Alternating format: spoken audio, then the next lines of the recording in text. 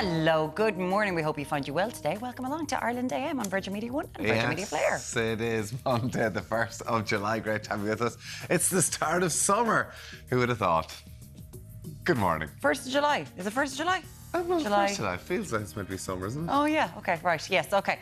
We'll talk about that in just a little while. But, of course, this weekend's All-Ireland quarter-final saw wins for Kerry and Donegal, while the Dubs lost out on a spot in the semis. We're going to be reviewing the highs and lows of the weekend.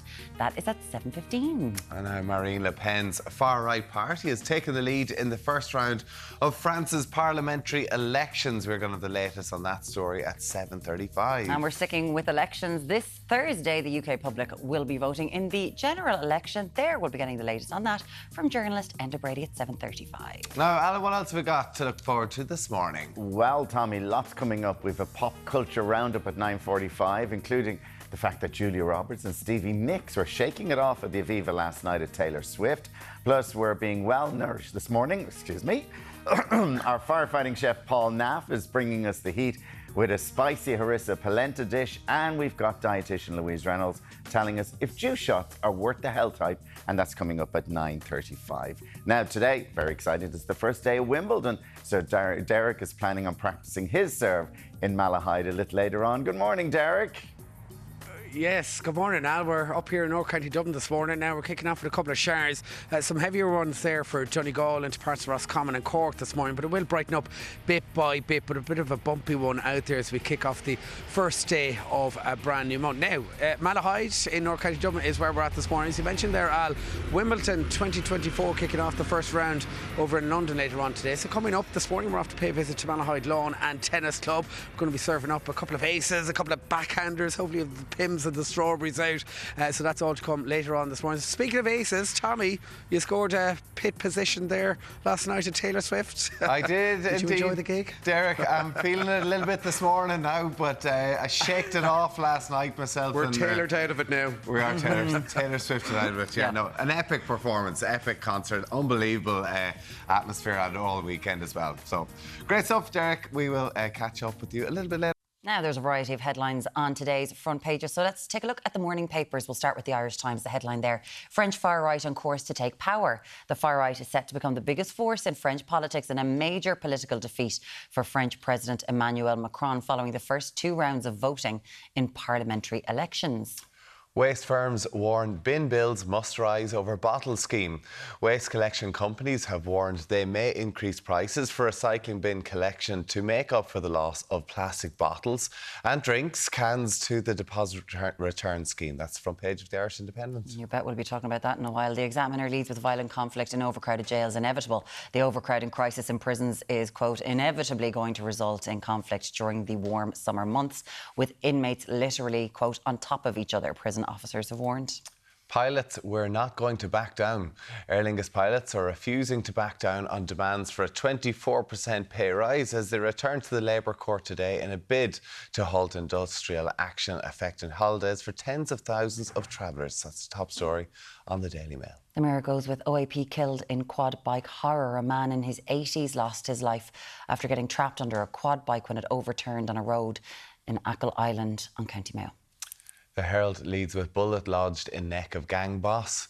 Details of Drogheda gang boss Brendan Maguire injuries reveal he still has a bullet lodged in his neck and has post-traumatic stress disorder after his 2019 attempt on his life at a bail hearing in the UK. The Sun leads with now help other children. 13-year-old Liam Dennehy Quinn smiles as he returned home after waiting months for his scoliosis surgery. His mother Pam, who fought for his operation, wants to help hundreds of other children who are left on the waiting list. And finally, the Star goes with Ahir Aviva out. Pop superstar Taylor Swift last night hailed Irish people as natural storytellers as she rocked the Aviva for a third and final time on her Eras tour. Now, coming up next, we're analysing the highs and lows of the quarter-final All-Ireland Championship. We'll have to discuss England too, won't we? Roy Keane and England, yeah. Still coming home, supposedly. We're going to be digesting the weekend of sport after this break. Such a good performance.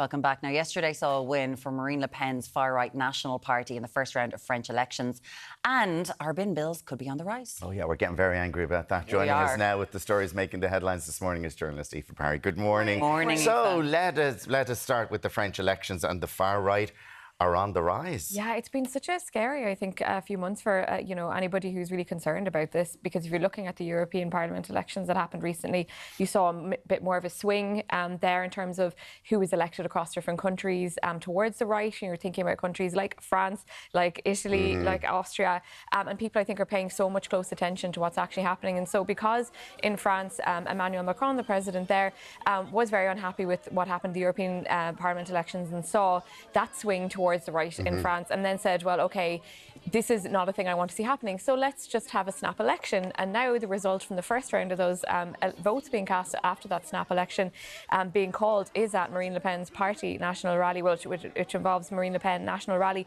They got 34% of the votes. So this is not panning out how Emmanuel Macron wants Because it. he thought, we'll panic the French, we'll panic the electorate. They'll go, oh no, we don't want them, let's go out and vote. Now, 70% of the population voted. Yeah, and I mean, the size of the population too, that's a huge amount of people. I mean, he's not necessarily, I suppose, the world's most popular person for some people. He's not someone who's riding high on popularity.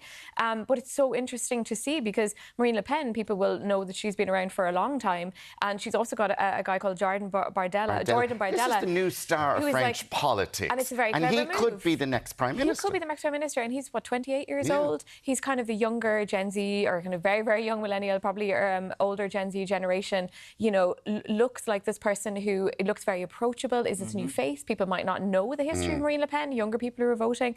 So we'll see in the second round what's going to happen. But don't forget as well, Emmanuel Macron is going to be in his role until 2027. As president. So, like, if you think about it, if the far right kind of get in and have most of the seats, and then he is there trying to lead the country, there's going to be a huge amount of back and forth, we'll say, around issues like Ukraine, around immigration, around Europe.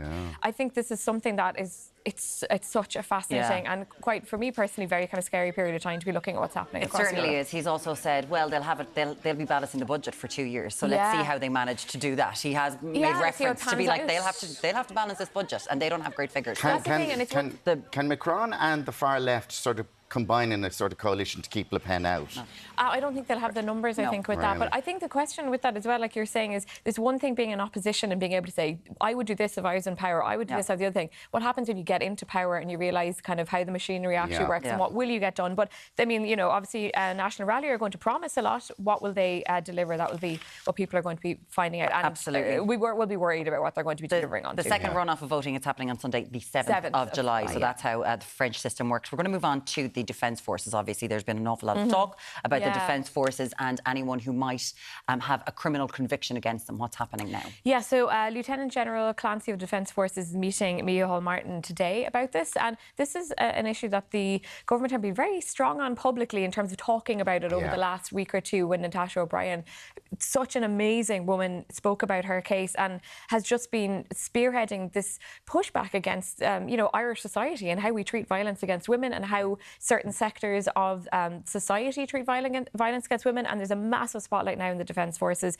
Because it emerged, there's 68 Defence Forces members who'd been recently convicted of crimes or were before the courts charged with criminal offences. And there's questions now about, I suppose, the transparency around how much Defence Forces management knows about any of these cases, just because of the way the system works. They might not always know if somebody is before the courts or not. Because the person who's in court or charged has to then tell the management. Exactly. So there's not a system in place where... There's not an automatic knowledge of what's happening. So if you don't tell the management, nobody in the Defence Forces would know that there's a case against you. That's it. So now they're basically going to be looking and seeing what the situation is and trying to actually get a handle on it, and also put a system in place, I suppose, to try and move forward for the future. It all links up. Yeah, and I mean, these things, when these things happen, they put a spotlight on certain parts of Ireland, certain parts of society, certain organisations, the way they work, and they say, well, hang on, what has been happening here? How can we move forward? How can we make sure that we actually have visibility on these, 68 cases? I don't think people would have realised there was that many people involved in these sort of things. So this meeting will be really interesting. I would imagine Micheál Martin would come out of this in the Defence Forces and will actually give information about what has happened in that meeting. I don't think they'll be very quiet about what happened, because they want to be seen as actually doing positive things about this. And Natasha O'Brien was speaking at the Pride event there over the weekend. She's such a strong advocate for women, and she's somebody who people really pay a lot of attention to her work. words, and she wants change. Yes, and the Women of Honour have been in contact with her as well, women who have suffered at the hands sexual or domestic or violent abuse within the Defence Forces. So we will look at that and see what happens emerges from there. Now, can we go to the deposit return scheme? Figures from the last few weeks we have taken to a gangbusters. Oh, we're loving mad it. It's like a game now at this stage. I love going out. I love it. I'm shoving the Beating bottle the machine. 15 cents. And then you get your money back, and it's all very exciting. Well, you're getting back your deposit. You're not getting back free money. Free. You've paid for this. You're just getting back the money you've paid for. So, what is happening with bin companies now? So it turns out, I think a lot of people wouldn't have realised this, but before this system, the deposit return system came in, but in general anyway, there is a certain value to the cans and the bottles, well, not the bottles, but the cans and the aluminium and things like that people were putting into their household recycling, right? That they weren't putting into this deposit return scheme because it didn't exist. So this basically represents money to the waste companies that are collecting the recycling, and now they say a drop in the money that they're making from this, because people are not putting their bottles and their cans into the bins, so they don't have those present there. They're now going to get their deposit back, so they're going in to their supermarket and getting the money. So now they want to be compensated for what they say is this loss of money that they've suffered, because I can see some interesting looks on the faces here about this. Now, the waste industry does already get a subsidy from Repack Ireland on levied by packaging producers for the collection of household recycle. So they get a subsidy. They do get a subsidy already. Okay. That's not part of for the ones that aren't part. So they were making all this money, and we didn't even know about it, really. I suppose a lot of people wouldn't know the ins and outs of how much money is there to be made from what you just put it into your green bin, and you go, okay, it's totally off, there you go, and that's hopefully what we were good paying our charges for also. Because we do pay bin charges. We do pay bin charges. We pay for that's private companies, so it's not like it wasn't, say, like many years ago where the county council used to run the waste in lots of places. It's privatised. So if you are a waste company, you are able to ask people to pay more. They have been over the last year. Just to let you know, in this report, they're saying they're losing millions in euro of sales because aluminium cans for a tonne, they're worth 800 to 1,400 euro a tonne is what they were making on it. Yeah, they're saying 15 million euro is what they're losing. 15 million. They're losing. That they were making on top. On top of the bin charges, on top of the levies they were getting. Well, they say this is what it represented and this is what it was worth. So yeah, they say that's what they're. Okay, we'd like to hear from you this morning in relation to your bin charges and what you make about this. This deposit return scheme was brought in so that we would be recycling better. Yeah. So there would be accountability and we would be doing this. And we can certainly see that it's working. People are recycling.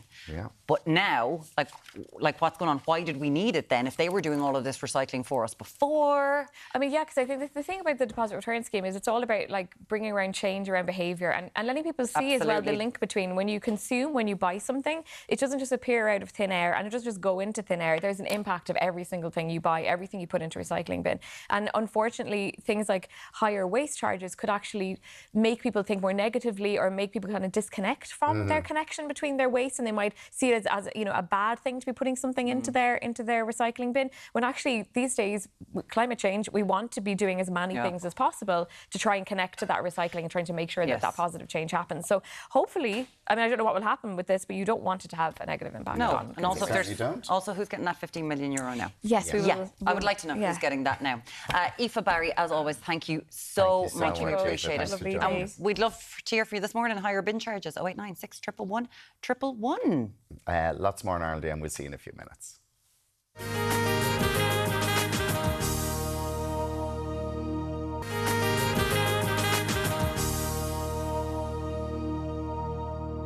Now, this Thursday, the general public in the UK are heading to the polls for the country's general election. And here to give us the latest, it is Enda Brady, who we believe is... Oh, he's on the move!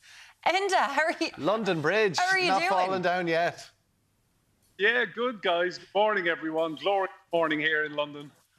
God, it looks absolutely fantastic there. Really nice. But come here, we'll have to talk about the general election because, my God, there is so much been going on. Rishi Sunak has put in some really good performances recently. Laura Nussberg yesterday, he seemed to be really attacking, but still fears that the Conservatives are going to have their largest defeat maybe ever.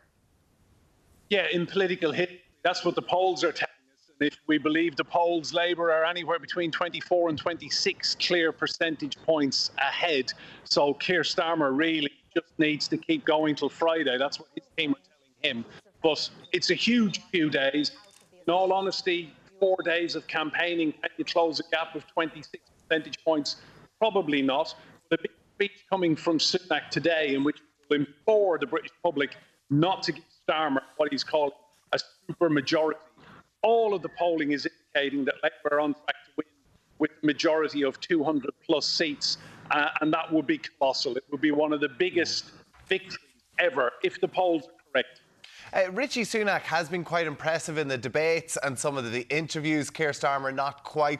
He's trying to kind of keep his powder dry, maybe not answering a lot of the questions that have been put to him. Is the biggest worry from Labour that people just think they're going to walk it and actually don't vote? Yeah, that's a really good point, actually, Tommy. I think Labour's big fear is turnout. So they'll be hoping for a good sunny day on Thursday. Look, turnout normally hits between 38 and 42 percentage points here. I think there's a lot of anger across the country. People feel the cost of living crisis hasn't been particularly managed very well. They're worried about that. They're worried about mortgage rates. They blame all of that on Liz Truss. So I think Labour's big fear is expectancy and people feeling that it's a done deal and not bothering to vote. And then, of course, you've got the reform factor and Nigel Farage in the background as well.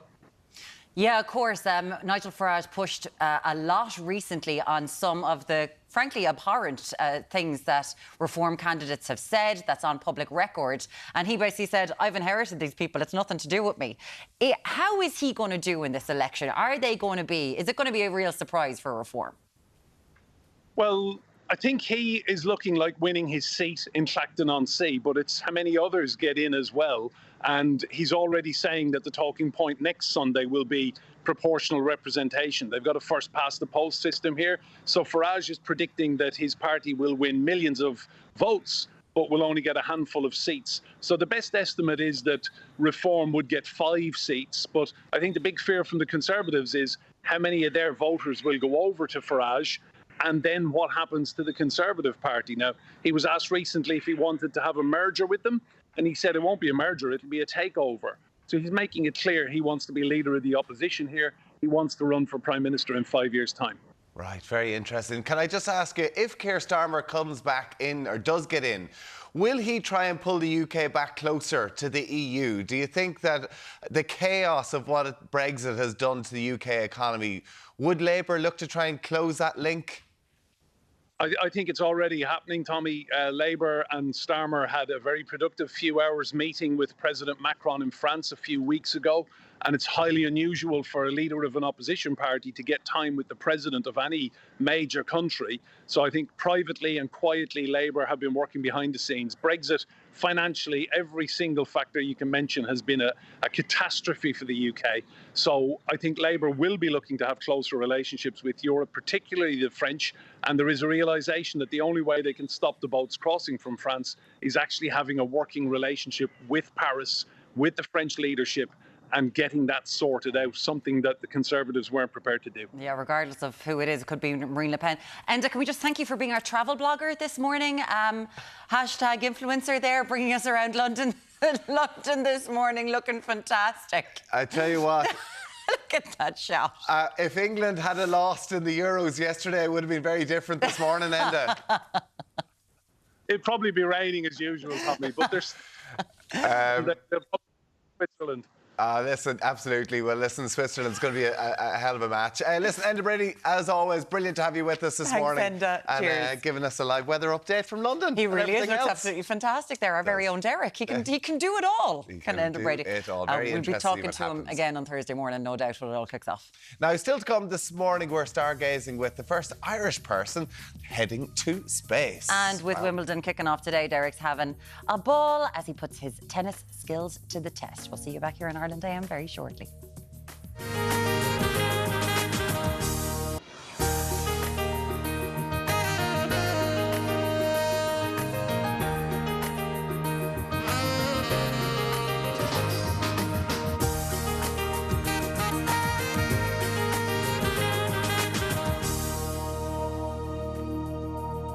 Hello, welcome back to Ireland AM. Coming up this hour, we have got some out of this world guests. Yes, at 8:15, we're going to meet the Mayo woman, Dr. Norah Patten, who is set to become the first Irish person to travel to space. Yes, indeed. We'll be chatting all about that in just a little while.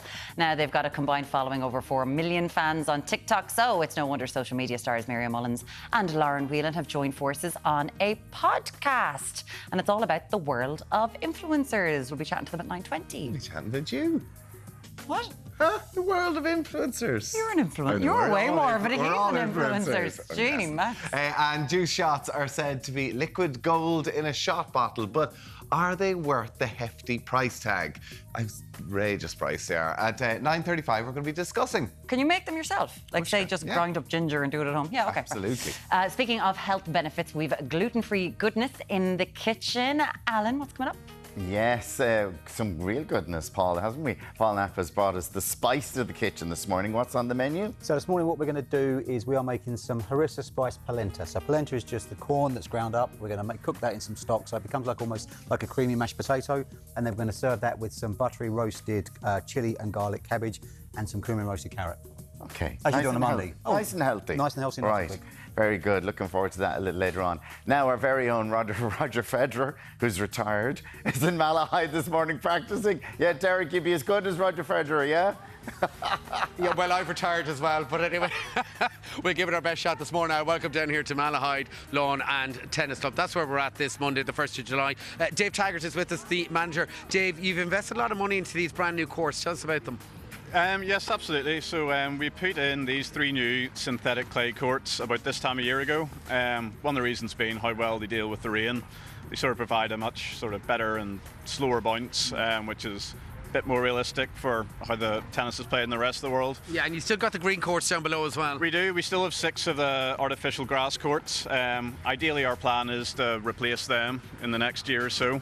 Try and get a bit more variety into the courts in Ireland. Yeah, obviously Wimbledon kicking off today. Who have you got your eye on? Well, I think for me, for the men's, it would have to be Yannick Sinner. Okay. Oh, the Italian, yeah. The Italian. Right. So. Okay, we'll see how we do. Anyway, we're going to be serving like the stars a little bit later on this morning. I've a bit of practice to do.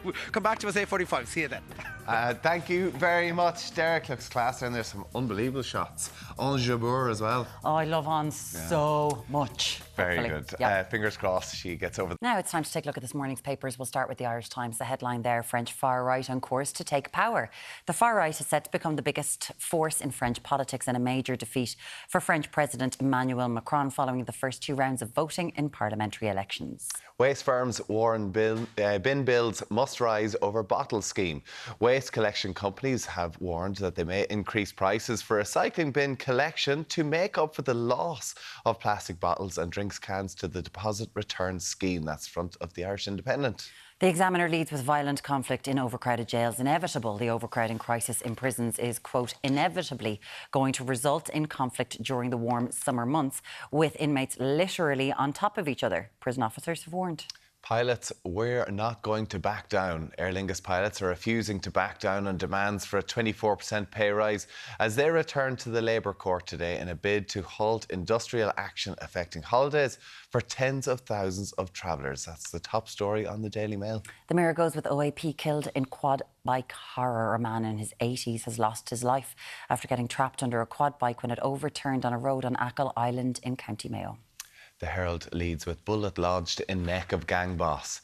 Details of Drogheda gang boss Brendan Maguire. Injuries revealed he still has a bullet lodged in his neck and has post-traumatic stress disorder after the 2019 attempt on his life at a bail hearing in the UK. The Sun leads with Now Help Other Children. 13-year-old Liam Dennehy Quinn smiles as he returned home after waiting months for his scoliosis surgery. His mother Pam, who fought for his operation, wants to help hundreds of other children who have been left on the waiting list. Yes, the Star goes with Ahir Aviva out. Pop superstar Taylor Swift last night hailed Irish people as natural storytellers as she rocked the Aviva for a 3rd and final time on her Eras tour. I'm just reading there about the little girl, Maya Green from Dundalk in County Louth, who got the hat. 7 years of age. I just thought that was a gorgeous moment. Because she gives a hat to a little girl in the audience. It's always a little girl, or can be a little boy as well. Don't know, little girl, little boy, and little Maya said that she manifested it, and she said to her friends the day of it, "I'm going to get the 22 hat," and obviously got picked out. Oh wow! So how cool is that? Right. Very cool. Gorgeous. Lovely. Lots of text coming in on that story that waste firms warned that your bin bills could rise over the bottle scheme, because now we've lost out on profits. They seem to have lost out on the profits they were making when we were putting our bottles into the recycle bins, and now 15 million they're saying they're down. So they're going to hike the prices and they want up. to charge us now because they're down 15 million. And we have some text in here. Peter, our cameraman, just said, so they're going to charge us more for taking less. Is that what's happening? There we go, Pete. Well done. Happening? That's the quote of the day. Sorry, it is. Charge us more for taking less. If I wasn't to put my bottles into the deposit return scheme, so then they would have more bottles, would that mean they wouldn't charge us as much? Yeah. But then you wouldn't get your money back for the return scheme, and those bottles wouldn't be recycled Oh, so anymore. the money I'm making back off the deposit return is just going to pay them anyway? No, So but it's going in you're a not being circle. charged for the No, bottles it's a deposit. anyway. It's a the deposit. deposit. You're getting your money deposit back. Getting it back, yeah. Yeah, And then you're getting people it are back. saying, look, I was in Croke Park over the weekend. There was huge amounts of bottles, cans still thrown around. People don't seem to care about recycling. I suppose if you're at a concert or a match and you have a bottle, you're going to put it in. You're not going to. You're not going to at the Aviva. You're going around picking them all. Telling you. Go around and pick them all up. Maria says, I've been saving all my bottles and cans and thinking of using the money towards Christmas. Only issue is I have getting them all to a return machine without a car. That can be a problem for another day. Maria, my friend did this. She collected them. She'd had lots of parties. There was 10 big black bags. And she was like, this is going to be the greatest day of my life. She set aside hours to do it.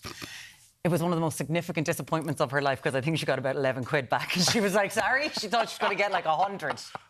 She was so disappointed. She also lost 4 hours of her life. But then we were also thinking, is there a due date on, to get your little receipt, and you normally just go in and then put it towards your shopping?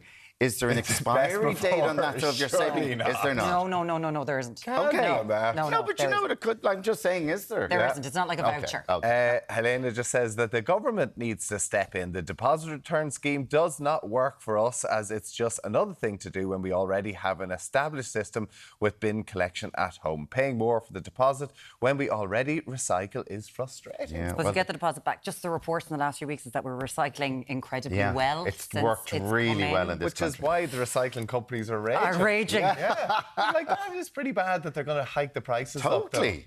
Totally. And what about people who pay by weight and another? Because I pay by weight. I pay by weight. Like Helen says, we pay €25 for our bins. I pay by the weight, so it's whatever weight is in the bins. That's what I pay for. We'd love to hear from you. This 0896 111 111. Money for nothing. Or Maya Clicks for Green, if free. you're there, if you're watching us this morning from Dundalk, we'll get in touch with you. We'd love to talk to you. I love that. Little FaceTime. Be lovely. Exactly. And now, after the break, from Mayo to Mars. We're meeting the woman who's set to become the first Irish person in space. Don't go anywhere. We'll see you in a few minutes.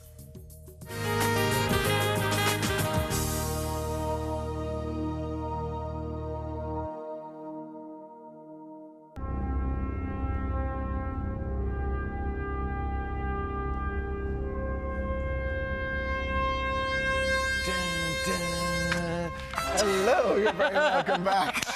I was really getting into that.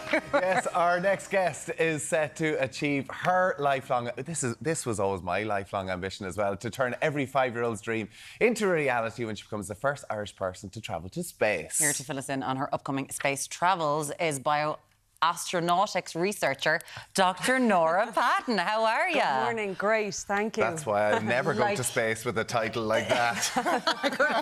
I can't pronounce it. I can't go. I mean, I swear to God, the parents just must be going, look at this. I mean, best Leaving Cert results in the world. Look what she's managed to do. Congratulations. Thank you. Thank you. This is just relatively recent news that you're going to get to go to space. So tell us, how did it come about? Yeah, very recent news. The reaction has been absolutely phenomenal. I mean, so many messages, so much excitement, enthusiasm, support, the whole lot.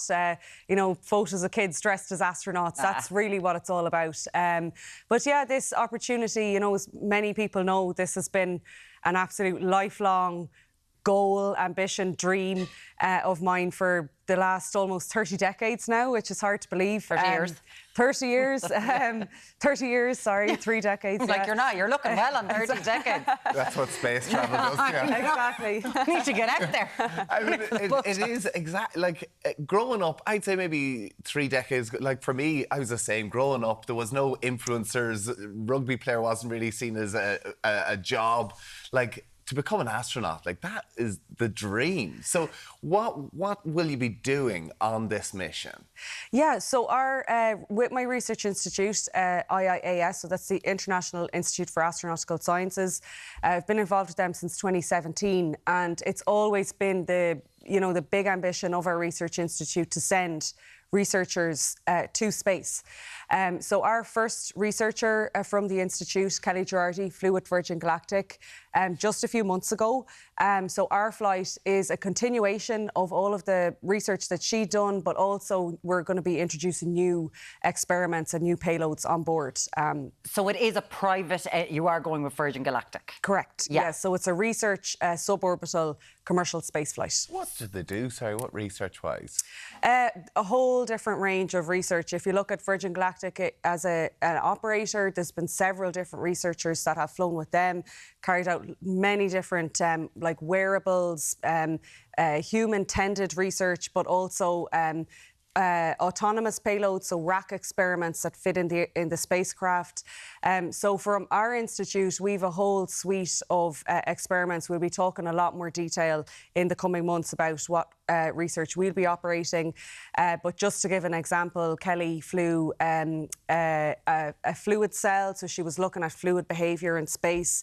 So we'll be expanding on that research and also introducing more. And you're going to have to be quick at this, because how long is that flight? How long is this suborbital flight? Yeah, so suborbital with Virgin Galactic from takeoff to landing is less than 2 hours. Wow. But we'll be using every single moment of that to gather as much data as we possibly can. You'll be sitting back like this here. You won't be able to do anything for most of it.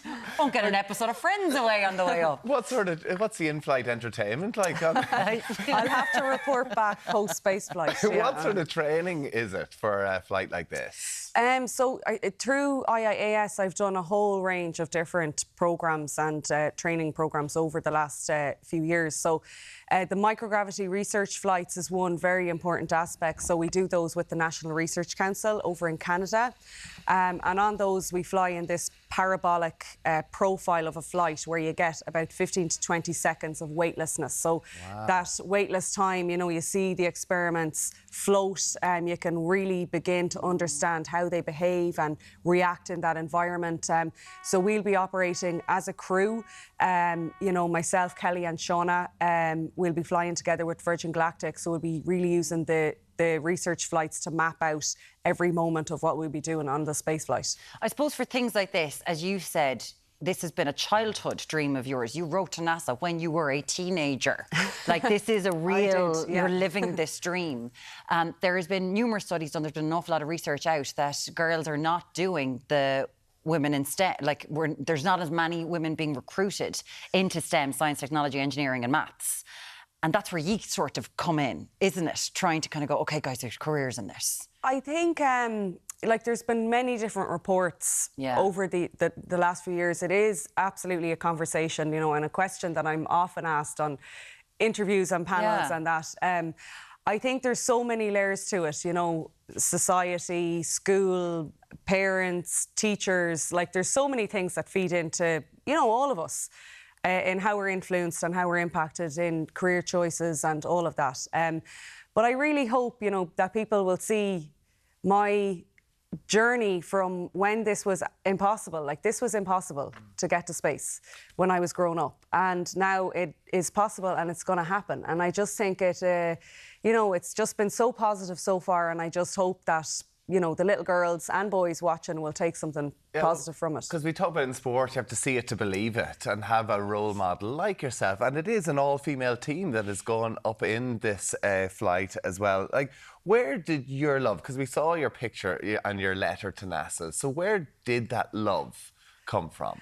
Yeah, so when I was in primary school, I was 11 and I got to visit NASA over in Cleveland, Ohio. So I have an aunt, and my mom's sister lives in Cleveland, and then I have a huge family on my dad's side.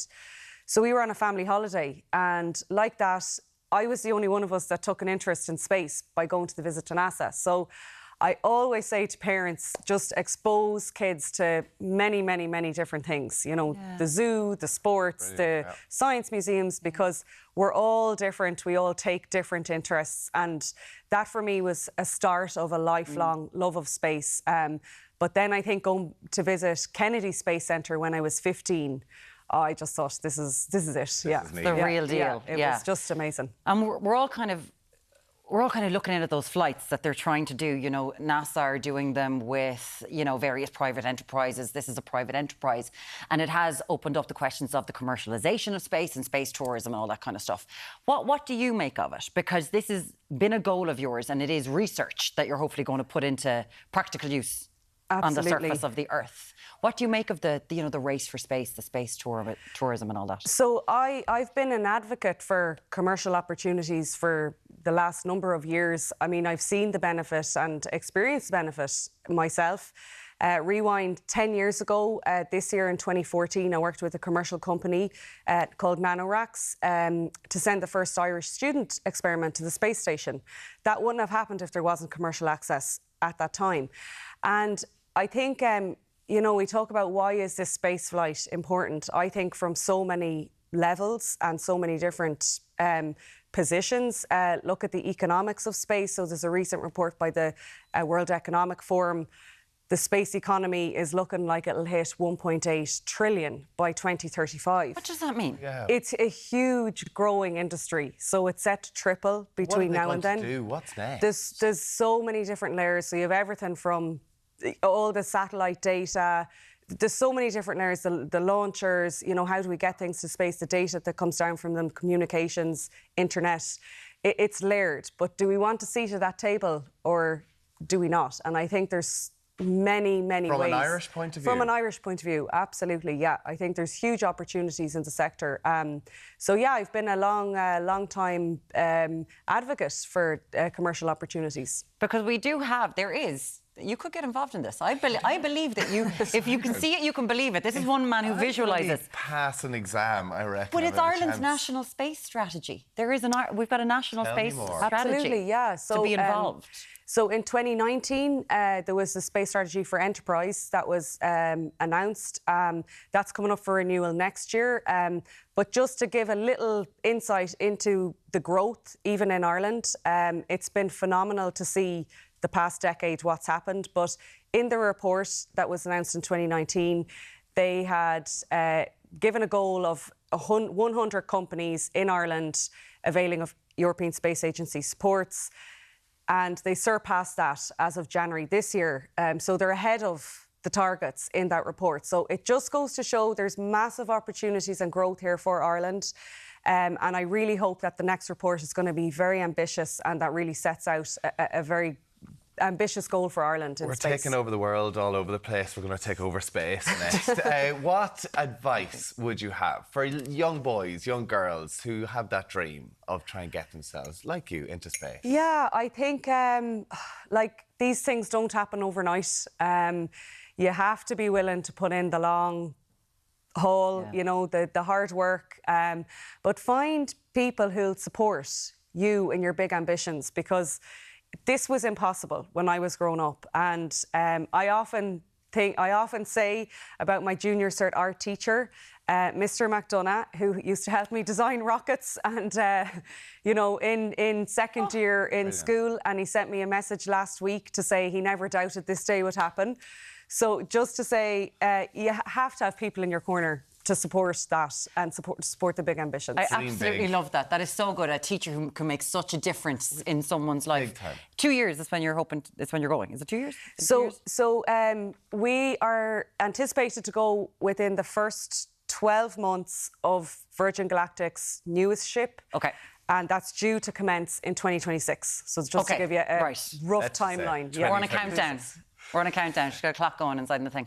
Dr. Norah Patten, it's been a pleasure seeing you. Huge congratulations. Delighted for you. Massive. Thanks a million. Really, really exciting. Good on you. It's Nora. very cool. Isn't it? Visualise. Oh, I wouldn't put it past him, lads. I wouldn't that. put it past him. Still to come on the show. Paul Knapp, he's going to be spicing things up in the kitchen. And Deric is causing a racket as we celebrate the start of Wimbledon. We'll see you after the break.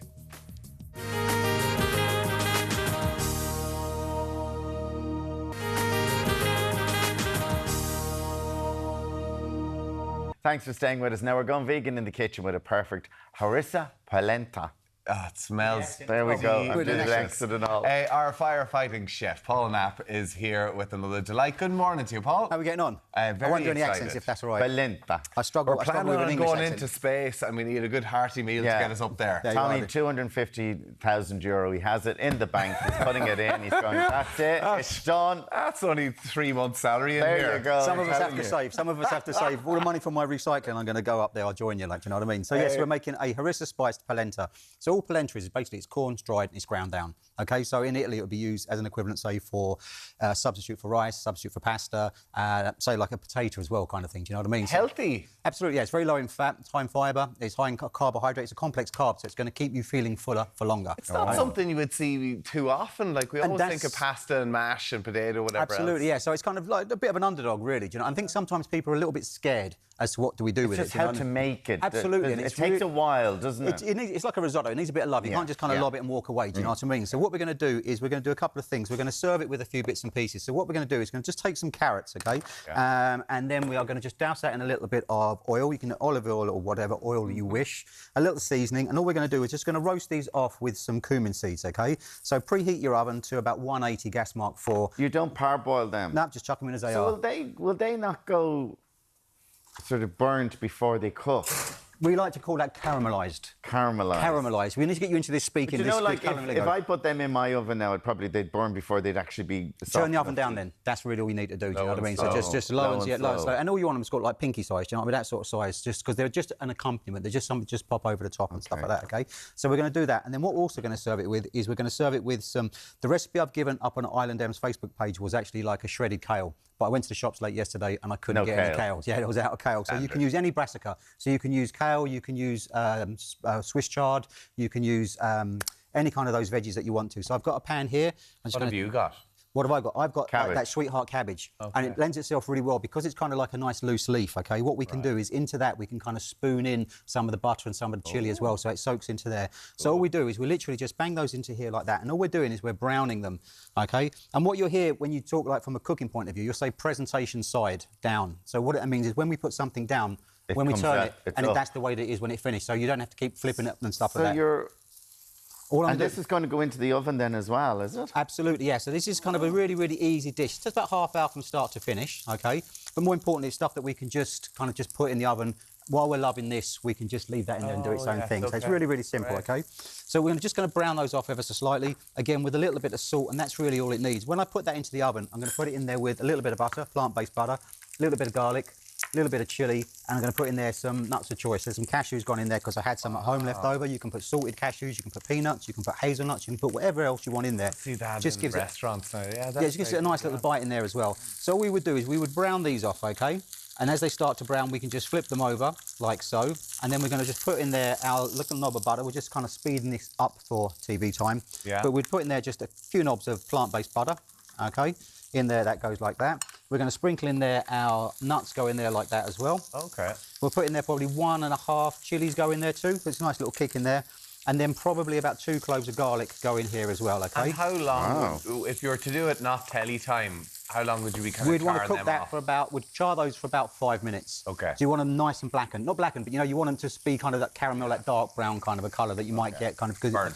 Yeah. Paul, how different does the butter taste to normal butter? Well, you're going to taste it in a minute because I've used it in here and I've also used it in there. So but like if you were putting it like there on toast it doesn't, or something? not really, there's not much of a different taste. Some people, you know, like, some people use like flora spread. You know, they might use a margarine or one of those those low cholesterol spreads. Type things, so they taste different to butter as well. Do you know what I mean? So it behaves the same. You can use it the same way. That goes into the oven again for about 25 minutes to half an hour. OK. In the pan. In the pan. Yeah, make sure it's an oven-proof pan. Right, Get come on, onto our show us how polenta. to do this polenta. Okay, Yeah. 150 grams of polenta, and I put it into a pan, okay?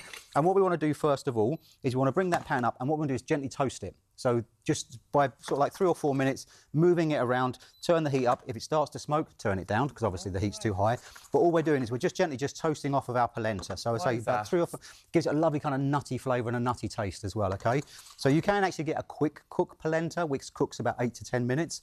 This is just your regular kind of organic polenta that we have here that takes about 25 minutes. Oh, you know when it's cooked, when it's not grainy anymore, because it is kind of like fine grains of sand, this one is, okay? So all we do is we've just got this turned up like so, and we're just literally just toasting it. And you'll actually start to smell that lovely toast. I'd burn that now, would you? I know. I'm great at the attention detail with it. Tommy, will this thing ever cook? I got distracted. You can actually smell it now. You can actually smell it now. And when we're going to put in there 850 millilitres of a good veggie stock, okay?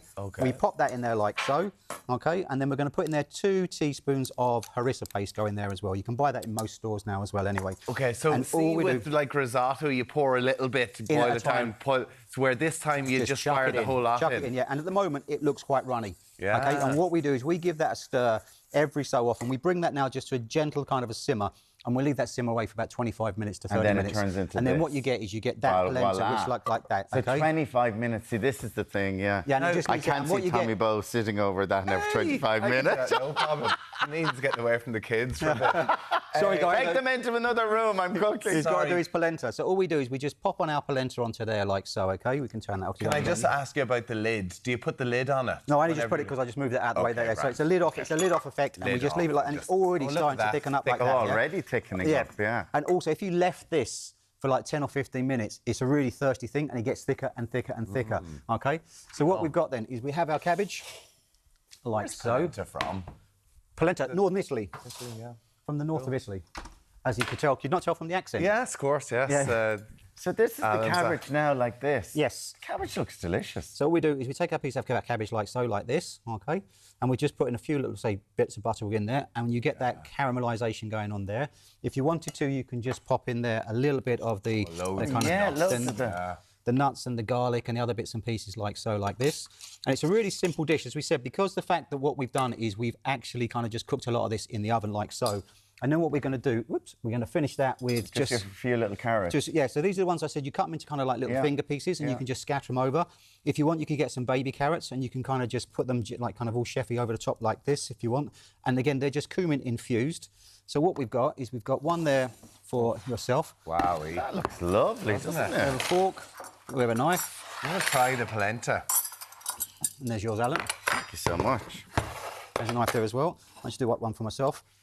So what you should get is a mild spice polenta. Oh, the polenta's really good. It's a different texture. It's kind of...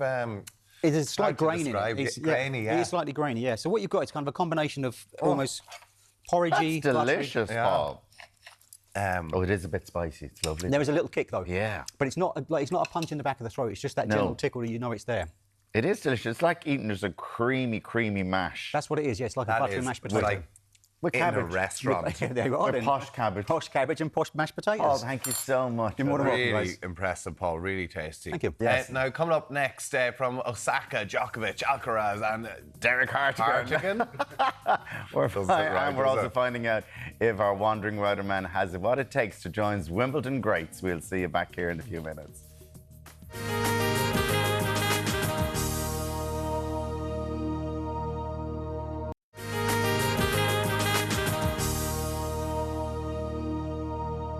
You're very welcome back. Thanks for staying with us. Now, anyone for tennis?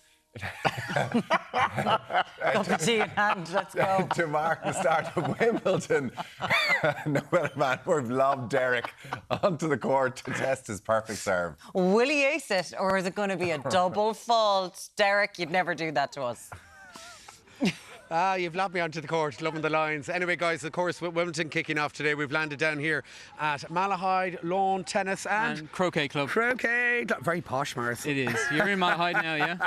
Absolutely. Anyway, Morris Kenny, El Presidente, you're calling all the shots, right, Morris? That's it, You yes. are, and a big day for the tennis community in Ireland. It is. It's an exciting day with Wimbledon starting. Our Ryder Cup in the sport, so everybody's thrilled. It's where we all started to play tennis, right? Yeah, you're going to be glued to it. Now, tell us about the club here itself. When did you kick off? When were you founded? Yeah, the club was founded in 1879, so 145 years ago, as a croquet club. And then we moved to tennis a number of years afterwards. So we've got 9 tennis courts and 1 paddle court. And I mean, there's a huge amount of membership involved as well. There is, Deric. Yeah, we've got 1,600 members, 900 adults and 600 juniors. I mean, so it's growing all the time. It is, yeah. We've a big waiting list, which reflects the growing popularity of the sport in Ireland. Now, Morris, there's been a massive investment in the club here itself in recent years. Tell us about that. Yes, indeed. Yeah, we've put in 3 artificial clay courts last year, proven to be very popular, playable all year round. Great for the kids to learn how to play the sport, and also for the adults better on their bodies. And you were telling me it actually suits the Irish weather better as well. It does. It absorbs the rain very well, so keeps consistent bounce.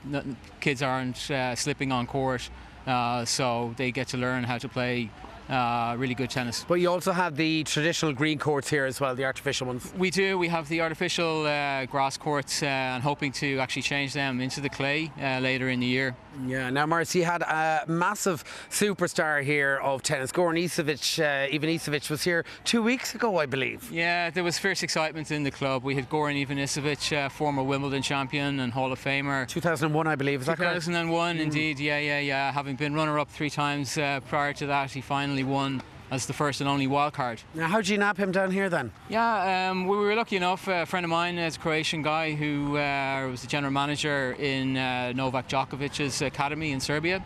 Invited him over, and the rest is history, I suppose. Yeah, so great. I believe he got involved in masterclass as well here. He gave a bit of a chat. He did, yeah. He played, he did clinics with the kids and adults, and he did an exhibition match and a great Q&A for the members up in the bar. Yeah, and a great name to get down to the club, right? Yeah, well, we've made him an honorary member as well. Yeah. And a few pints as well. A couple of pints, indeed. All right, we'll come back to you in a few moments' time because we're going to learn how to serve like the stars. Cliona is with us. Cliona, you are the ladies president here. I'm the ladies captain. Yeah, ladies captain here. Cliona, I mean, the growth of the sport here, not only in the club but right around the country, it's fantastic, isn't it? Yeah, we've just had so many more people coming to tennis, and I think there's, particularly for Wimbledon, it's actually a really nice memory for people who might be coming back. So they may have watched it as a child and then they're coming back as an adult into tennis. I mean, you have a lot of good young names coming up through the club here now. Tell us about that. Well, we have an amazing junior development and elite performance program that has been developed in the last 2 years, and we are really nurturing a lot of new talent that's coming through.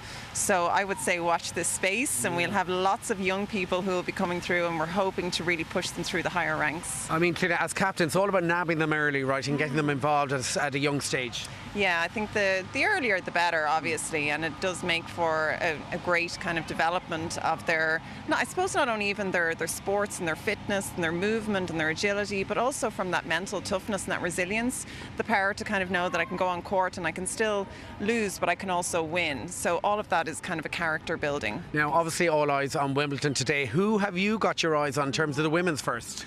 Well, Anstra Boer certainly had a difficult time in the last couple of years, so it might be nice to see her get it this time. Tunisian, yeah? Yes, absolutely. And then you've got Arina Sabalenka, who I'm very fond of. I really love her play, and I'd like to see her maybe get in there as well. Ons and Arina are actually very good friends, so that would be an interesting final to see. Absolutely. In terms of the men's then? Yeah, I think, obviously you've got Djokovic still in play there, but then Carlos Alcaraz is going to be wanting to defend his title, so that will be an interesting one to watch as he moves through. Yeah, and obviously since you've Nadal and the likes of, who else gone through? Federer's out. So, I mean, there's a whole new raft of young players coming through. There is such an opening gap there for young, new talent to break through into those high ranks, and I think that those gates are fully open now to be able to move through that. Back home here to the club itself as captain, you've got your Senior Open coming up. up? Yes, we have our Senior Open at T1000 coming up on July 20th. That's going to be for the week, and that's open to Class 1 right through to Class 7. We're very excited about that. We started it last year. This is our second year running, and it's going to be bigger and better. And then we'll have our Junior Open following shortly after that from August 10th. And obviously the summer camps as well, with the kids off school. The summer camps are great. They're going to be starting today, and they're going to be for ages 6+. So we're very excited to be giving juniors an opportunity to do that, particularly on their summer holidays, and get Come out down and about. and get involved. Now, speaking of top young talent, Morris is going to show us how to serve here properly, and you're going to talk us through it. I'm going to try and talk you through this. Tell me what makes a good, strong serve. We'll get Sharon. Sharon, move over there. Going to be Sharon, yeah. Well, I think the first thing is just making sure that you're positioning yourself correctly and that you're well balanced, and that your feet are lined up against the baseline so that... Yeah, no pressure here, Morris. All your family, No pressure, all Morris. the kids are watching. He's struggling to get it over the net all morning. And as you're lining up against the baseline and your feet are kind of moving slightly perpendicular to the line, you're trying to make sure that your hand is very just loose, that your wrist is loose. And that's where you're going to actually generate your power when you're coming back into your trophy position. So you're going to be moving around so that you're coiling your body, so that's where you're getting some of your power from. Yeah, so like this, yeah. Yeah, right, like that, throwing up, and then... Oh, yeah, almost. Oh, no. Almost. I didn't just do that on live TV, did I? We nearly got a spin on that. Oh, there we go. Okay, right. That's very good. Okay, yeah. second one. Okay, here we go. So a little bit more coiling now, maybe. So you're going to try and... a little bit more coiling. Okay. Yeah, so move your body to the right. I don't throw play up tennis, the ball, by the way. Yeah. Move your body back and then out. Well done. That's not an amazing one. Okay, That was I amazing. believe I'm ambidextrous, you told me, right? You are ambidextrous. Left-hander, but serves us right. Okay, come here. Where can we find out more online? MLTCC.com. So, yeah, okay, we'll have loads of information. Thank you so much to all the members here in the club this morning. And well done to Morris for getting it over the net. Back to you guys in studio. Come on, let's have another go. All right, Sharon, we ready to go? Here we go. Sorry, Sharon. That poor woman, get out. The woman getting out of our way. No one's safe with Deric out there, is it? He's having a lovely day. Wimbledon starting a little bit later on. Delightful. Now, coming up in the next hour, podcasting pals Miriam Mullins and Lauren Whelan tell us how they turned an online fight, into podcast perfection. We're swapping tequila for turmeric and debunking the health myths behind juice shots. They're very expensive. And we'll be chatting to one lucky Swiftie who got more than she bargained for when she attended Taylor Swift's concert at the weekend. Julia Roberts? We're going to be right back. Yeah, Julia Roberts. Julia Roberts is coming into studio. Yep.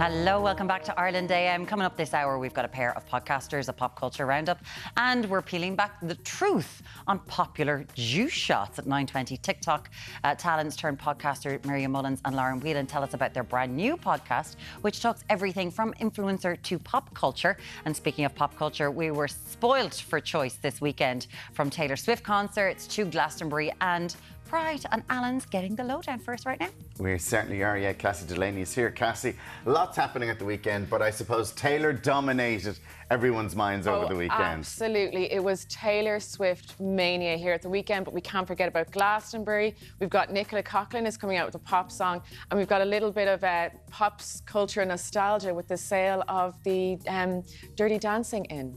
Oh, where it was filmed? Yeah, it's up for sale for not a small amount of money. Okay, looking forward to that. That's coming up a little later on.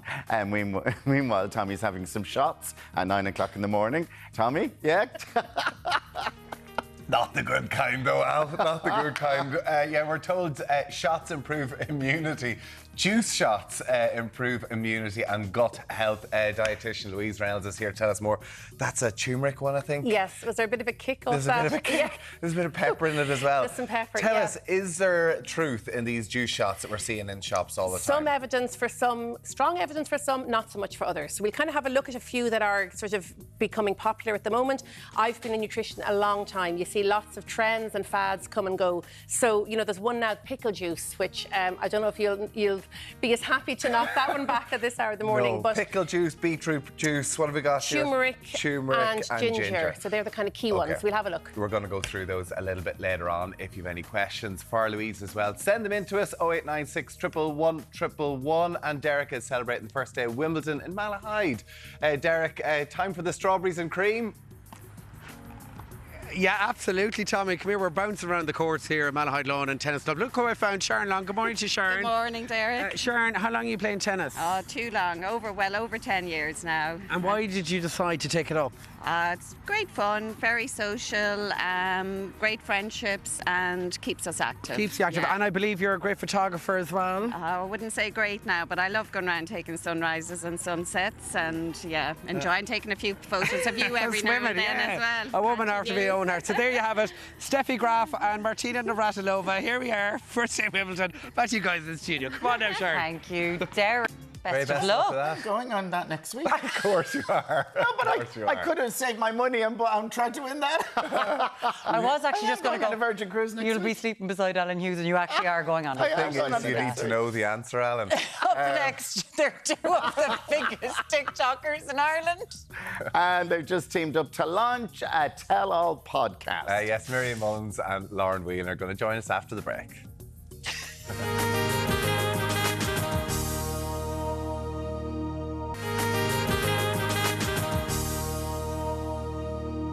Welcome back. Now, they're two of Ireland's biggest TikTok stars with a combined following of 4.1 million. Wow, and now social media stars Miriam Mullins and Lauren Whelan are lifting the lid on the influencer industry in a brand new podcast. Good morning to you. Good morning. Both. Great to have you both with us. It's great to see you both sitting beside each other and with a new podcast. Considering I believe this relationship started in a bit of a feud. Yeah. What happened, Lauren? I suppose it first started because Miriam had made a video being like, I was in a content house at the time, and she was like, it's a bit boring. And then myself in the content house was like, what the hell? So we made like videos back and forth. It was just unnecessary drama, basically. Yeah. And it all played out online, Miriam, during lockdown. So people were bored. Yeah, we went live together one night, and it had like literally we were just fighting each other. I think we had 5,000 viewers or something. We were fighting. Yeah. And you were just screaming at each other. Literally on a live. Yeah. Okay. And people egging us on in the comments. I remember this at the time. Because when I was reading this, I was just like, this is whatever. And I asked my fella, he was like, oh yeah, can you not remember what was going on about this? Oh God. You were just finished the Leaving Cert, right? Yeah. So you're sitting down. And people loved it. They were getting loads of drama off the two of you having a fight. Yeah. And you weren't even in the same room, and you didn't even really know each other. Yeah, and as well, because Lauren was in the content house, so I could hear people in the house egging her on, and it was getting me more riled up, and it was just getting like, it got to a point where we literally had to end the live because it was like. And then I just rang her and I was like, hey, can we be friends now? Yeah, and then it stopped. Yeah, basically, yeah. Oh, good on you. Yeah, good friendships start with a fight sometimes. Yeah. So, but something like that in an online world, things can fester, things are taken out of context. Absolutely. So fair play to you actually picking up the phone to each other and kind of smoothing things out, even though if you're stoking it up. They're the Irish version of Lord and Charlie XCX. That's what you are. They were fighting and then they picked up the phone. Exactly. That's what you're doing. Tell us about the new podcast. So it's called Under the Influencer. The name says it all. And our tagline is the only UTI you'll need every week. Oh. We have to jump on that for anybody else. Nice. Well done. Very That you've done nice. this. But you've done some radio before. I have, so kind of doing something like this. Lauren, is this a first for you, kind of going behind the mic and being kind of putting yourself out there like that, even though you do it on TikTok? Absolutely, yeah. It's a completely different kind of, well, I suppose like a little bit like YouTube. Like whenever I make my YouTube videos, I'm kind of just like yapping along, but that's a lot of editing and stuff. But like this is like so much more different. It's really, really good, yeah. So Under the Influencer. What are you talking about? We literally talk about everything: breakups, engagements, things that are going on in our life. Are you examining influencers? Is it around influencers, or is it around kind of showbiz? Is it around what's going on at the minute, or is it? So like we have we kind of speak about a topic every week, and then at the end we say, are you influenced or are you the influencer? And like we'll have guests on and things like that as well. And yeah, it's available every Thursday. Because you're in kind of two different areas in life. You know, there's an age difference. Exactly. Miriam, you're engaged and you're getting ready for all of that. And then Lauren, you've had a breakup, a sort of an online breakup, I suppose we'd say. You had one in real life. Yeah. But you were going out with a fella that loads of people knew. Yeah. and people were invested in your relationship, and then you had to come out and start talking about it. How did you feel about having to do that?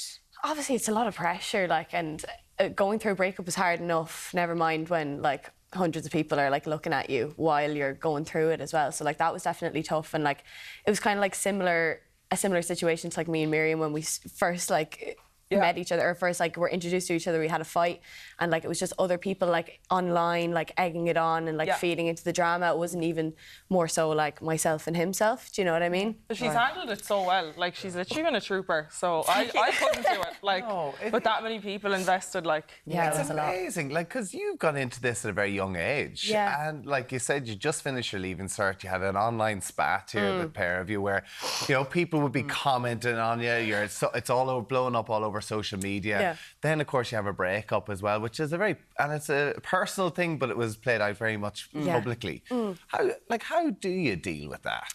Well, just for me, I just said nothing, because I understand, like, I put my, like, relationship online, but it's not really anybody's business what exactly happened, or do you know what I mean? Not that much happened, but it's, like, definitely very hard seeing, like, people make videos. Like, I remember someone made, like, a whole PowerPoint presentation figuring out if we'd broken up and put it on TikTok. Like, you don't owe anyone an explanation at all. Do you talk to anyone? Do you have someone who... No, my friends and family have been so good. Like, Miriam's been so good. My mum, my besties at home, like, they've been so supportive. And I just, you know what, kept to myself, and I've been focusing on myself by myself, basically. But it is the sort of thing when you let people in. You know, that it's kind of there is then, well, you decided to open your world up to me, and I feel like you have to tell me every little thing now. So how do you get to a stage? Because when you're younger, of course, you're going to put everything out there. And as you get older, Miriam, you know yourself, you're probably holding yourself back a little bit more. You've learned 100%. from being in the industry. Like, is there a thing where you're kind of like, OK, I'm not putting that up, that's none of your business? Yeah, 100%. Like, especially with kind of putting yourself out there, privacy is a huge thing that... I suppose people just, like, they find out where you live, they find out, like, who your family, like, and stuff like that. And, like, I've had people come to my house and everything looking for photos. Like, people just find that stuff out, and they think because you put yourself out there, it's okay to do that. Because the boundaries, they don't know where the boundaries are. But I think it's just kind of like... just like setting those boundaries yourself, not like sharing too much, you know? Okay, you have to learn to do that. In the first episode, you talk about beauty treatments and the pressures for aesthetic kind of treatments or whatever else as well. Do you think that there is a pressure on influencers to have to look glam, look perfect on telly or on the camera all the time, and like aesthetic treatments are kind of the way forward, pushed on to influencers? Absolutely, yeah. Like, I feel like we kind of mentioned it in the first episode, but it's rare to find, like, any influencers that don't have anything done. And it kind of seems like, oh, maybe you need to get something done to be an influencer, where obviously you don't need to look a certain way to have a certain job. But there's definitely a lot of pressure, and I think, like, with lots of people commenting on how you look online all the time, it might give you that little bit of an insecurity to get things done. Like, I remember, I think I'd mentioned it in the pod as well, that I was like, somebody had commented on my TikTok being like, oh, you'd look so much better with a bit of lip filler. And I was like, okay, great, thank you. I'm going to think about that for the rest of my life. Thank you so much. It's so bonkers. Yeah. Do you get messages from some of your followers, even younger followers, asking you about getting these treatments? Yeah, a little bit. I get, like, girls being like, oh, I'm like 16 and for my 18th birthday, like, I really want to get lip filler. Have you any recommendations on anywhere? And I'm like, I don't have it done. But you're beautiful. Don't get it done for a while. Think about it. 18 is so young at that, like, at that age. Everything is accessible to you. So I just recommend just, like, holding it off because you're so young. And I think a lot has been made, of course, of the people in Love Island this year, and a lot of people looking at them and saying what age they actually are with a lot of work that's done. But sure, listen, there are so many pressures out there. And that's one thing. You're in a job where people do adore you, but people also love to hate influencers. It can be an awful lot. But in, like, recent surveys, I think it's 60% of people under the age of 35 in Ireland want it to be their career. So it is something that has permeated the culture to such an extent. So how is that, kind of trying to deal with that whole thing of people realising, no, lads, this is actually a job? Yeah, well... Because a lot of people mightn't realise that it is a job and stuff has to go into it. Yeah, exactly. Like, when I started, I didn't know you could make a living out of it at all. I just did it for the love of, like, creating content and stuff. And I'd say you're probably the same. Like, you were in school when you were doing it. I know, I was 16 and I started. Like, but this is... But in such a short period of time, it's all changed. So would it be something that you would recommend as a profession? I love it. Like, it's the best job in the world. I'm so grateful to have it as my job. Like the perks of the job are amazing. Like, we were brought to Taylor Swift on Friday night. That was amazing. Yeah, like things like that you just could never like imagine you could get from being your job. But I love it. But I just think you just have to be careful with your privacy and what you share and stuff like that. And you get opportunities like Dance with the Stars. You took part in that, like, amazing opportunity. Did you enjoy it? Oh, it was amazing. Really? Yeah, the best thing I ever did. Yeah. Why? Everybody says this. You need to do it. No chance. No way. But what is it that you just love so much? Like, obviously it was just a huge, like, it was a huge opportunity, and obviously it was like nerve-wracking doing it, but I just think it opened up other doors. Like, I got to meet loads of people, like, you know, Eileen Dunn, like, I got to like work with her, and like so many legends, like Davy Russell as well. And like, yeah, we're all just like great friends, and it was like a family, and it was just a great experience. It is genuinely a wonderful family show. Looking at something like that, I absolutely adore it. Lauren for Dance with the Stars next year, clearly. The podcast is called Under the Influencer, out every Thursday wherever you get your podcast. Lauren Whelan and Miriam Mullins, thank you both so much for joining us. Thanks a million. Cheers. Great to chat with you. Now, next, we're going to be finding out why juice shots are more expensive than champagne. Ridiculous. What? And if they're worth the health. I just had the pickle one and it is delicious. Did you? Yeah, so good. Plus, we're getting the inside scoop on Taylor Swift's Irish takeover at the weekend, including hopefully someone who met her. We'll talk to you very shortly on Ireland AM. Julia Roberts. I keep on saying that.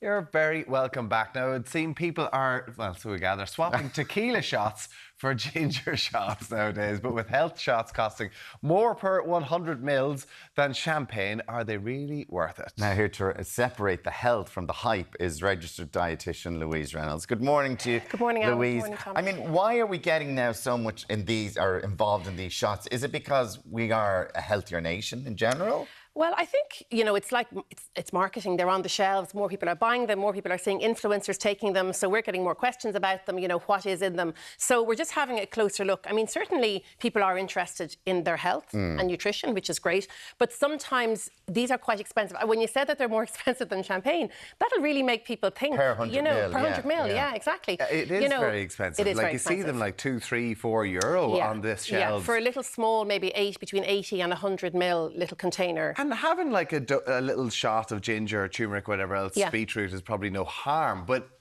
are the ones on the shelves like good, do we know? It's very difficult to say. They tell you what the ingredients are on the side, and also when you look at an ingredient list, whatever is first, that's the majority of what's in there. So, you know, they're based on orange juice, maybe apple juice. Some of them are based on a kind of a creamy coconut milk flavour. If you make them yourself at home, you can use the raw ingredient yourself and put them in, or you can also just eat the foods. You know, you can cook with ginger. Buy them. So yeah, you can. Why are they beneficial? Can I just add, like, are they something we should look to do? They are.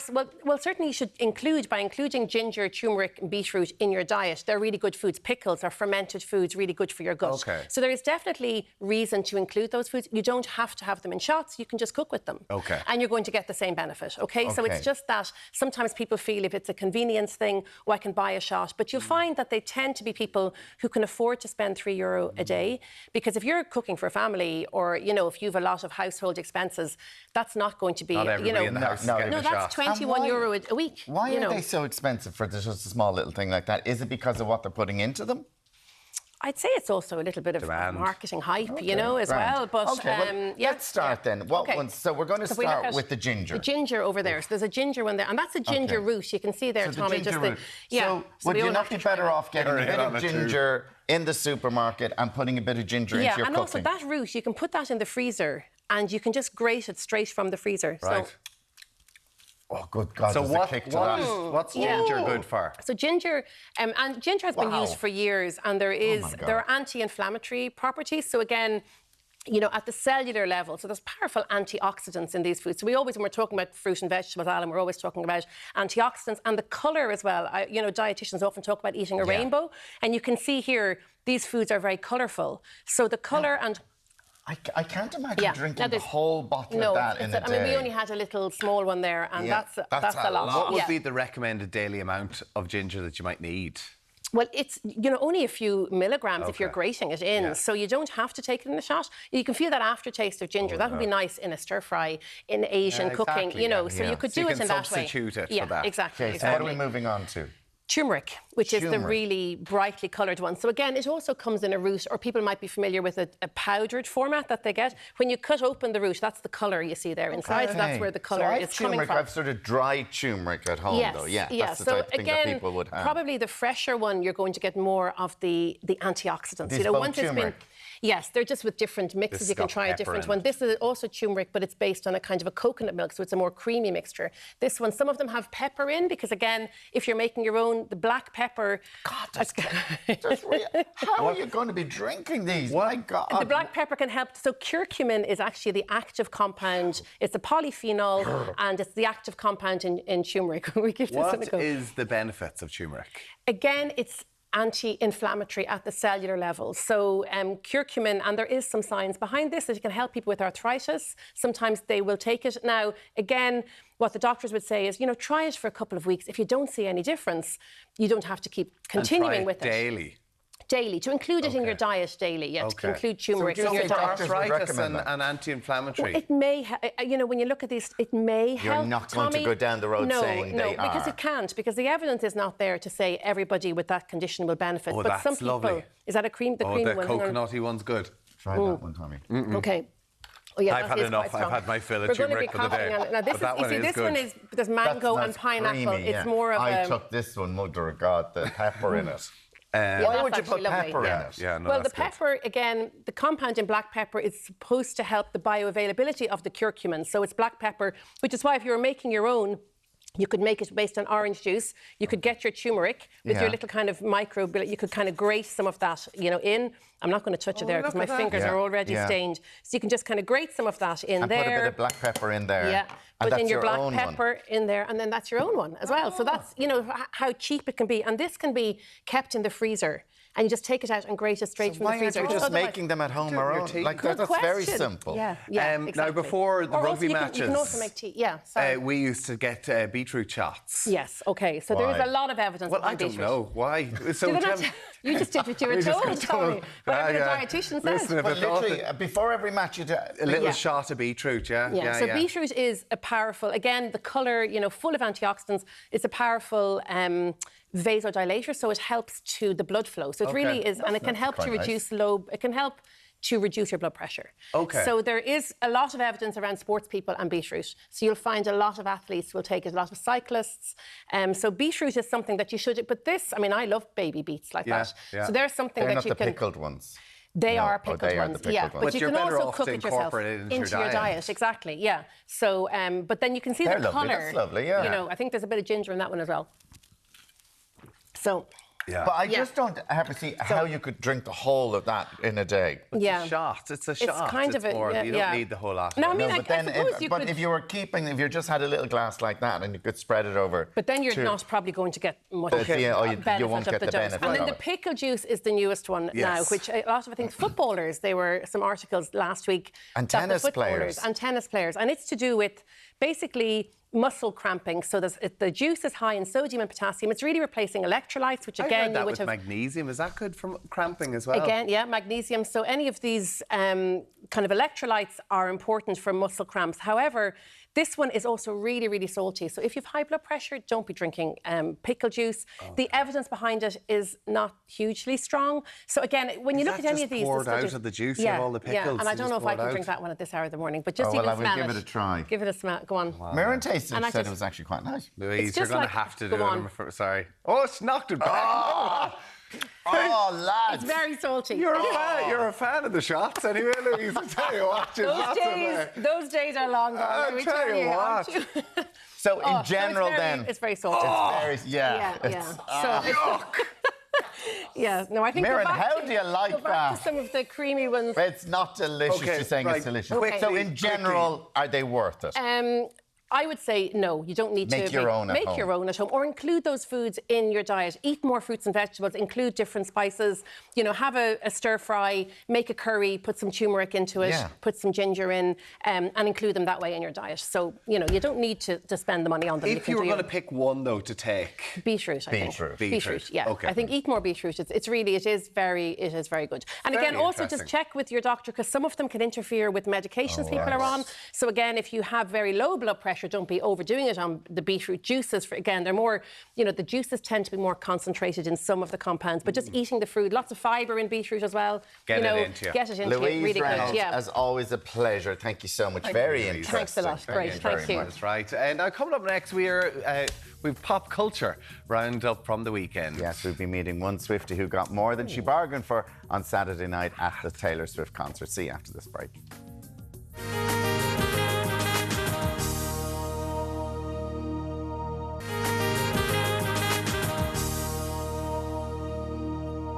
You're very welcome back now. We're about to get a roundup of all the weekend's pop culture news with Cassie Delaney, including, of course, Taylor Swift's Dublin takeover. Indeed, but first we're joined now by a super fan who caught the eye of the singer when she was in the Aviva. Joining us from Louth, it is Mia Green and her auntie Sarah. Good morning to both of you. Good morning. And Mia, you were sitting there. You were wearing the Taylor Swift hat that she gives away during 22. She picked you. How are you feeling? Excited. Excited.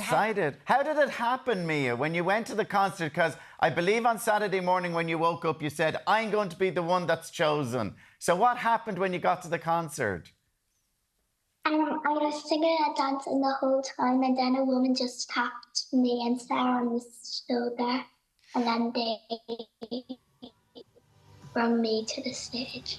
Oh, so you were dancing away and somebody came over and said, would you like to sit on this stool? Because here she is coming down to you now. And this is the moment. This is the moment. What did she say to you, Mia? She said that, hi, this is for you. Thanks for coming. She asked for a hug? Yeah. She asked for a hug too.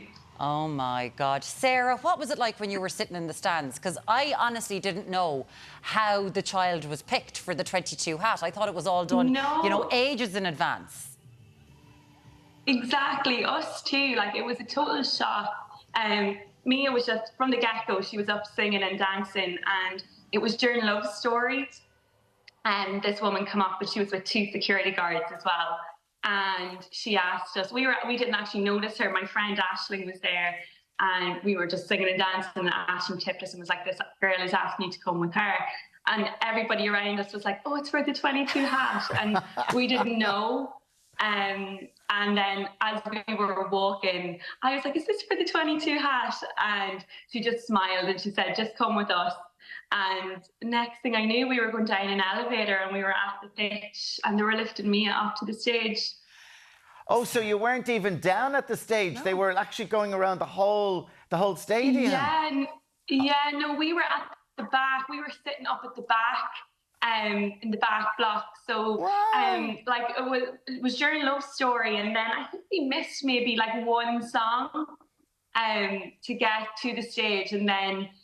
It was at 22 then, and 22 actually started and we were still running out to the stage. So, and like we weren't VIP, we didn't pay extra. I think people think that you have to pay or have a VIP ticket. We weren't, we were just the standard ticket. So it was a total shock. That's amazing. And Mia, I see you have all your friendship bracelets on. So are you swapping them with lots of people?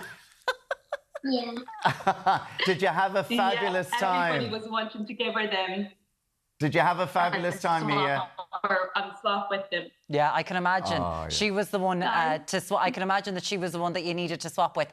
I know you want. Do you want to say hi to all your family and to your mammy right now? And we just want to say a huge thank you for coming in. Will we say hi to your mum? Hi. And say hi to Granny. Hi. Hi. Hi, Mammy. Hi, Granny. Mia, it has been a pleasure talking to you. I swear to God, the famous hat. We'll all have to touch the hat soon enough. Thank you so much, Mia. Thank you so much, Sarah. Pleasure talking to you. Thanks a million. Thanks for joining us. Bye. Isn't that lovely that they were all around the stadium? Just saw a little girl there. She was dancing away with. So they spot in there. That is amazing. It is absolutely amazing. Hello, Cassie Delaney. How are you? No hat on your head. No, I'd have that straight on eBay now, to be honest with you. That house is... As worn by Taylor Swift. It's cute, no, but it's a housing deposit. Like, have you seen what the merch was going for? Oh, my God. Even the VIP unbelievable. merch was straight up on Dundee at the weekend. Go on to... Was it really? Because there was obviously everything that was going on in the Three Arena. Queues to buy expensive merchandise. Yeah, and the clever little sausages put it up on Dundee. The cheapest I saw for the box was €70.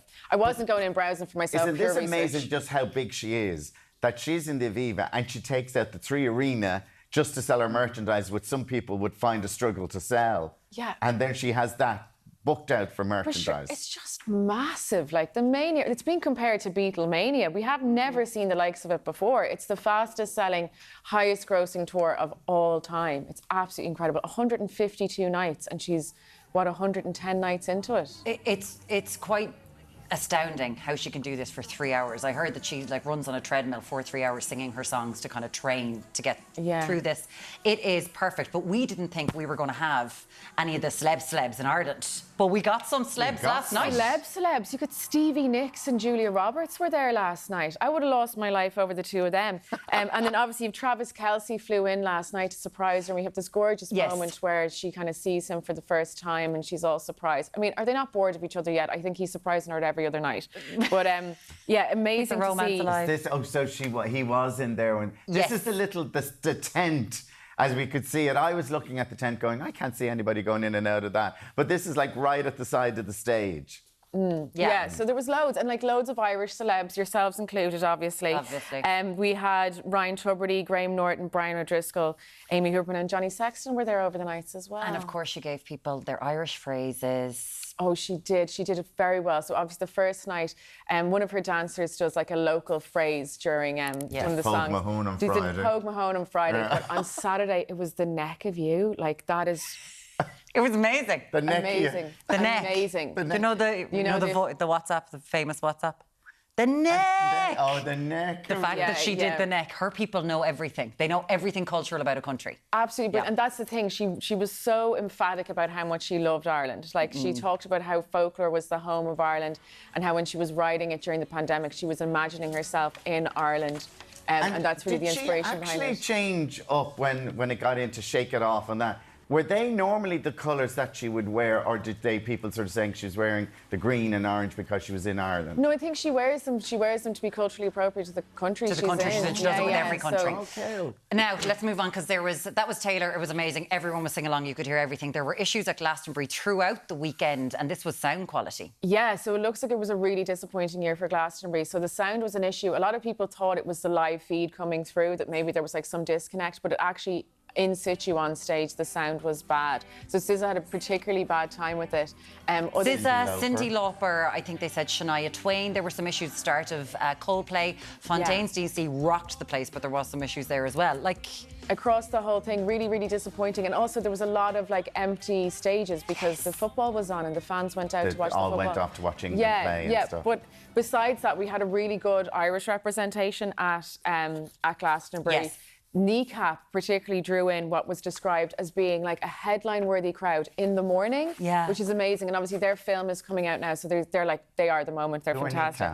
Kneecap are Belfast rappers, and they rap in Irish. They're fabulous. Yeah, they're fantastic.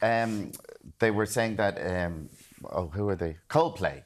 The big Coldplay. Coldplay. Heard of them. Now, I watched some of the Coldplay. It was amazing, in fairness. Coldplay. No, it would be. And they brought Michael J. Fox Fox on stage. Yes, so Michael J. Fox is... Obviously, Coldplay, the band came together when they were fans of watching Back to the Future. Michael J. Fox, star of Back to the Future. And so they're really, really big fans of Michael J. Fox. They brought him out and he played the guitar. He's obviously... During Fix You, it was very emotional. Incredibly twee. I heard this breaking news came in, first of all, from my 63-year-old mother. So, that's the audience I think they're appealing to at the moment. They've done really well, but, It wasn't. They've now played more times on the pyramid stage than anyone else. Yeah. Yeah, and obviously they're coming to Dublin. You can't get tickets for life, no money. Like, no, absolutely not. So that was what was going on at Glastonbury. He says I think it was the smallest crowd because it was against the England match, and it was all a bit disappointing there. Yeah. But someone who I think could draw a crowd to the pyramid stage is Nicola Coughlan. And maybe this woman will be doing it. Tell me about this video, because I'm not sure. I don't know about this. So Nicola Coughlan was obviously doing a great run of the Bridgerton press tours, okay? And in one interview, she said that her dream job is to be one of those singers who just makes music for gay men, and they don't really sing about anything. They just say things like shoes, private yachts, caviar, more shoes. And someone took that clip and started remixing it, and now it's a bop. Can we have a look? Let's have a look. Let's have a look at it. Let's have a look. Housewives release. Oh, right, okay. So this is what she does. That's my dream job. Because they don't even really sing, they just list things and ideas. Caviar. More shoes. So she is now raising funds. She's now raising funds for Not a Phase org and the Trevor Project, which are two fantastic LGBT charities. But she hit the nail on the head. It's a bop. It's a bop. It is such a good song. I love it. It is amazing. You can. It's all for charity, and it is a legitimate song that is out now. Our pop culture cruise captain. Thank you so much, Cassie Delaney. We'll talk to you again soon. Cheers. Tell me what's coming up tomorrow. Thank you very much, guys. Coming up on tomorrow's Ireland M, Social Democrats leader Holly Cairns is going to join us in studio to discuss the future of the party. We're discussing the dangerous rise of DIY sun creams, and we're learning to incorporate the top summer trends if the weather does pick up. All that plus the new sport and weather you are waking up to. We'll see you right here tomorrow from 7 a.m. Have a good one. Have a great day. Bye.